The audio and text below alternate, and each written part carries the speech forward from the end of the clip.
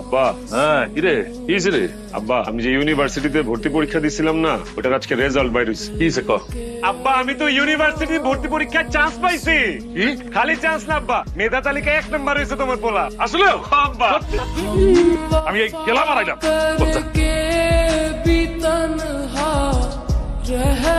আব্বা জামা পুড়ে গেছে। এটা আপনি কি করলেন? কাপড় ইস্ত্রি করতে জানেন না, ইস্ত্রি করেন কেন? আমার এত শখের একটা জামা আপনি পুরাই দিলেন। এই দোকানের চাচা কোথায়? চাচাকে ডাকেন। কি হয়েছে মা? কোন ধরনের পাগল ছাগল রাখেন দোকানে? হ্যাঁ, কাপড় ইস্ত্রি করতে জানে না, আমার এত শখের একটা জামা পুরাই ফেলছে। কারে পাগল ছাগল বললেন? আপনারা পাগল ছাগল। আপনার তো সাহস কম না, আপনি কাকে কি বলেন? আপনি জানেন এই কথা বলার জন্য আমি আপনার সাথে কি করতে পারি? তুমি টাকা দিয়ে দিয়ে তুমি কাপড়টা কিনে নিও। না চাচা, আপনার আমাকে কোনো জামা কিনে দিতে হবে না, কিন্তু দয়া করে কার সাথে কিভাবে কথা বলতে হয় এটা আপনার ছেলেকে একটু শিখাবেন। আরে দাঁড়াও মা দাঁড়াও, মিষ্টি খেয়ে যাও।